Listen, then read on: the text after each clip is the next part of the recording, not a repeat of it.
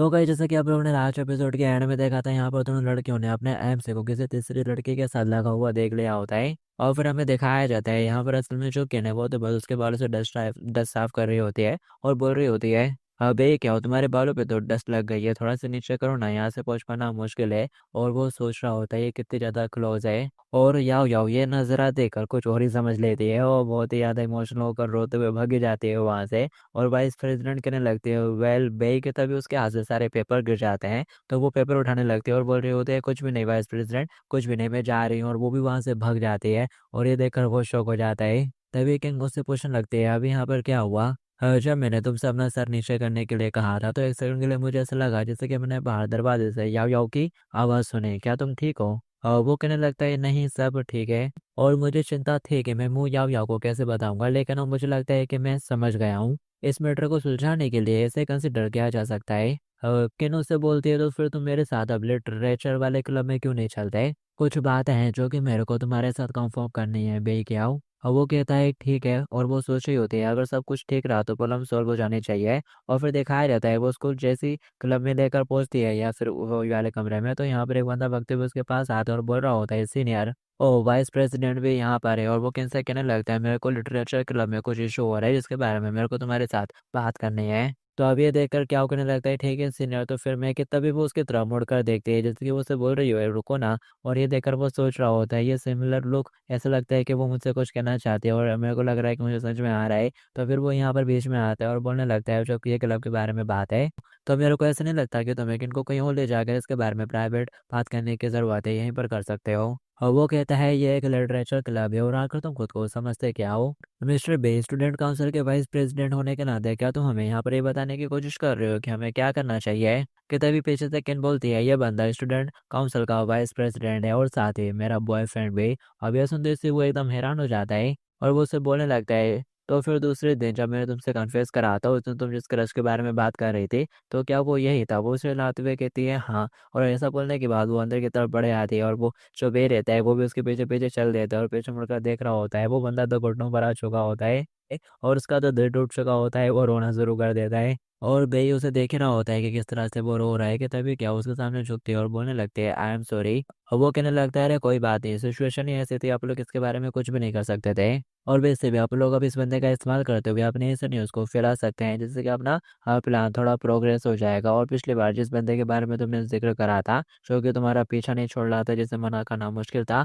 क्या ये वही लड़का था। वो बोलती है नहीं वो कोई और था। और वैसे क्या तुमने कभी सोचा है आमतौर पर कपल एक दूसरे के साथ कैसे तालमेल बिठाते हैं। मुझे डर है कि सिर्फ साथ चलने से हर कोई बेवकूफ़ नहीं बनेगा। इसलिए आप लोग ऐसा कर सकते हैं तुम्हें लिटरेचर क्लब में शामिल हो जाओ ताकि आप लोग एक दूसरे के साथ ज़्यादा टाइम स्पेंड कर सके। वो अपना सर पकड़ते हुए कहता है वेल चलो ठीक है। अभी ये संदेश से जो नहीं है वो थोड़ी नर्वस सी हो जाती है और उससे बोलने लगती है तो फिर मैंने कल कपल के इमोशनल मैनिफेस्टेशन के बारे में थोड़ी स्टडी की थी। और मैंने एक पिंक ऐप देखा था जिसमें ये सजेशन दिया गया था कि जो कपल होते हैं वो एक दूसरे के ऊपर अपनी छाप छोड़ना पसंद करते हैं, शायद हम भी इसे ट्राई कर सकते हैं। और वो सोचता है क्या एक पिंक ऐप है, क्या आज भी लोगों को प्यार करना सिखाया जाता है। कि तभी वो उसके पास आते हुए कहती है बे क्या हो। और उससे बोल रही होती है क्या तुम अपना सर थोड़ा नीचे कर सकते हो। और उसके करीब बढ़ते हुए कहती है बिल्कुल भी हिलना मत। और वो उसके गले के ऊपर किस कर देती है और किस करने के बाद बोलती है अब ये ठीक है। इस तरह से ये और भी ज्यादा रियलिस्टिक लग रहा है क्यों। अब यही कहने लगता है सच में तुम कितनी थॉटफुल हो। वो बोलती है मुझे आज कुछ काम निपटाना है, इसलिए क्या हम कल सुबह स्कूल में साथ रहना स्टार्ट करें। वो कहता है ठीक है।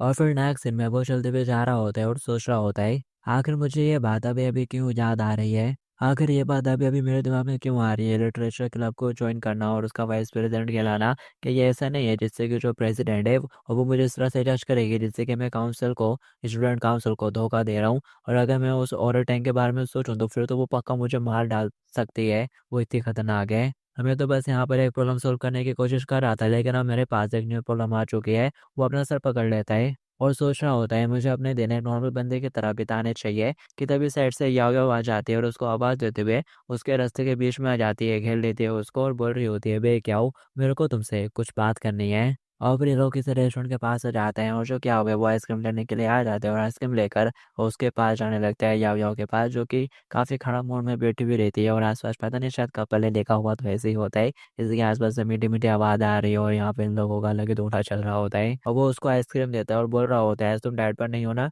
और वो मुंह फेरते हुए उससे आइसक्रीम छीन लेती है और बोल रही होती है नहीं यही आखिर कब से तुम उसके साथ आ गए, ये कब हुआ। वो बोलता है कल। और वो बोलती है तो जिस बात पर तुम अपनी बहन के साथ डिस्कशन करना चाहते थे क्या वो यही थी। और वो उससे लाते हुए कहता है हाँ। और वो कहती है या याओ कहती है मेरे पास नहीं ये का मोबाइल नंबर है, क्या तुम्हें डर नहीं है कि मैं उसे बता दूंगी कि मैं तुमसे डेटिंग कर रही हूँ। और वो कहने लगता है वेल वो काफ़ी ज़्यादा समझदार पर्सन है। तो फिर याओ याओ मुँह फुलाते हुए अपनी आइसक्रीम खाना शुरू कर देती है और पूछ रही होती है क्या तुम वाकई में उसे पसंद करते हो। अब यही कहता है मुझे लगता है कि मैंने तुम्हें शुरू से ही बता दिया था कि मैं उसको पसंद करता हूँ। याओ कहती है लेकिन मुझे यकीन है कि वो तुमको पसंद आने के लिए काफ़ी नहीं है। और वो थोड़ा घबराते हुए कहता है वेल निंगे ने कहा था कि मैं एक ट्रस्टवर्दी पर्सन हूँ और इतना ही काफ़ी है। और वो मन में सोच रहा होता है जल्दी से कुछ सोच यार। तभी वो कहने लगती है डेट्स राइट मुझे भी ऐसा ही लगता है। कुछ साल पहले जब मैं तुमसे उस जगह पर मिली थी तभी मेरे को इस बात के ऊपर विश्वास हो गया था। वो उसकी तरफ मुंह करते हुए पूछता है कौन सी बात। वो स्माइल करते हुए कहती है कोई सी भी नहीं,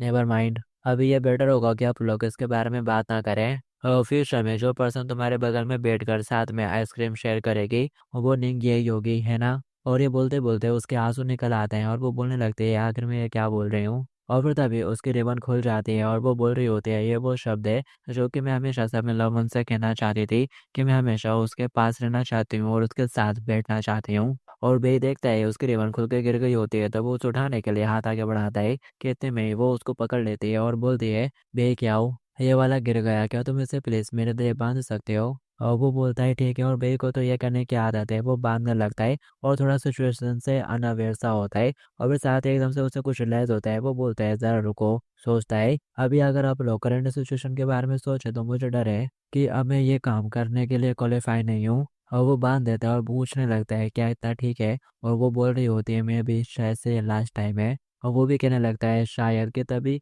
या वो एकदम से उसका हाथ पकड़ लेती है और बोलती है जाहिर है तुम्हारे साथ एक बार भी बाहर जाना बहुत ज़्यादा मुश्किल था और मुझे हमेशा तुम्हारे साथ आइसक्रीम खाने का बेसब्री से इंतजार रहता था, लेकिन तुमने तो मुझे डम कर दिया, छोड़ दिया, वो भी किसी और के लिए। और फिर साथ ही वो बहुत ज़ोर ज़ोर से रोना शुरू कर देती है और उससे चिपक जाती है और उसे बुरा भला बोल रही होती है कि तुम एकदम घटिया हो, बेवकूफ़ हो। अगर मुझे ये पहले से ही पता होता तो फिर मैं तुम्हें कभी पसंद ही नहीं करती। और वो सोच रहा होता है तो एट लास्ट ये एक्सप्लोड हो गई। लेकिन जब आंसुओं की बात आती है तो मेरे लिए सबसे मुश्किल काम चुप रहना है और यहाँ पर उसके इमोशंस को बाहर आने देने का, उसको रिलीफ देने का एक अच्छा तरीका हो सकता है। तो वो यहाँ पर कुछ नहीं कहता, बस उसके साथ ही बैठा रहता है और सोच रहा होता है आई गेस ये हमारी स्टोरी का एंड है। और जब तक यानी के साथ मेरा वो फेक रिलेशनशिप चलता रहेगा। और फिर वो घर आ जाता है और बोल रहा होता है मैं वापस आ गया। उसकी बहन बोलती है मैं आइसक्रीम लेकर आई हूँ टेस्टी टेस्टी। वो बोलता है मेरे खाने का मन नहीं है, मैं जा रहा हूँ रेस्ट करने के लिए। और फिर वो अपने कमरे में चला जाता है और दुखी होते हैं उन सारी बातों के बारे में सोचने लगता है याओ याओ के बारे में थोड़ा।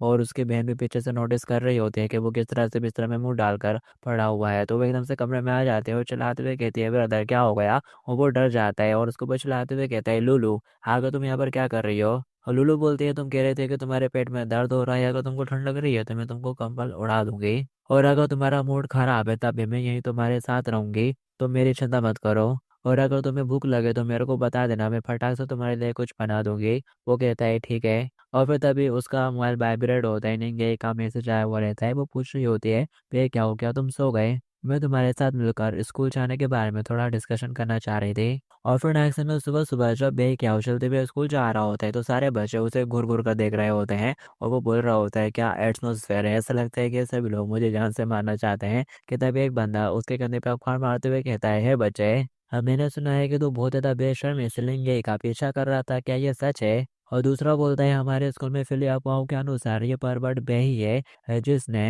हर्निंगे को पकड़ा और अपने प्लेजर के लिए उसका इस्तेमाल किया। और वो बोल रहा होता है तुम तो सच में हद से ज्यादा परवर्ट निकले बे के आओ। और दोनों ने उसे घेर लिया होता है। तभी वो बोलता है, तभी बे कहता है एक्टिंग के लिए फुल मार्क्स और इससे पहले कि बहुत ज़्यादा देर हो जाए तुम्हारी बाहों के ऊपर बगल में जो बबल गम वाला स्टिकर है उसे निकाल दो। इस महीने स्कूल की डिसिप्लिन कमेटी इन्फेक्शन करने के लिए आने वाली है। और जो देखकर वो चौंकते हुए कहता है ये क्या तुमने इसे फिगर आउट भी कर लिया। वो चिल्लाते हुए कहता है हाँ सिर्फ भूत ही नहीं देख पाएंगे, ऑब्वियस है, साफ साफ तो दिख रहा है। और क्या तुम लोग फोर्थ क्लास टेस्ट पास नहीं करना चाहते। और दोपहर में इंग्लिश की क्लास में इस पेपर के कंटेंट के बारे में तुमसे कुछ बात करूंगा। अब ये सुनते से वो घबरा जाता है और बोलने लगता है, क्या तुम इस पेपर का यूज़ करना चाहते हो? और फिर आते हुए एकदम से उसके पास आ जाते हैं अच्छे बनते हुए और बोल रहे होते हैं, भाई हम लोग तो बस मजाक कर रहे थे, और वैसे बता यार, क्या ये वाकई में सच है कि वो ब्यूटी नहीं अब तेरे साथ हो गई है? कि तभी वो यहाँ पर उसको आवाज़ देती है, वे क्या हो? और उसको देखकर तीनों के मुंह बंद हो जाते हैं। वो गुड मॉर्निंग विश करती है उसको और बोल रही होती है सॉरी लेट होने के लिए, और मुस्कुराते हुए उसकी तरफ देख रही होती है। बे कहता है, इतनी ज़्यादा भी देर नहीं हुई है, मैं भी बस अभी यहीं पर आया हूँ। और अब ये देखकर वो दोनों बहुत ज़्यादा शॉक हो चुके होते हैं और वो रोते हुए कह रहे होते हैं, मेरे को विश्वास नहीं हो रहा तो ये सब सच निकला। और उनको इस तरह से देखकर वो उससे पूछने लगती है, क्या ये लोग तुम्हारे लिए कोई ट्रबल खड़ी कर रहे हैं? और वो कहता है, बिल्कुल भी नहीं, वो लोग तो काफ़ी ज़्यादा मददगार हैं। वो बोलती है, ओके, और ये तुम्हारे लिए है। और वो अपने पास से कुछ निकाल कर उसे देती है और बताती है, ये लेमन टी है जो कि मैंने खास तुम्हारे लिए बनाई है।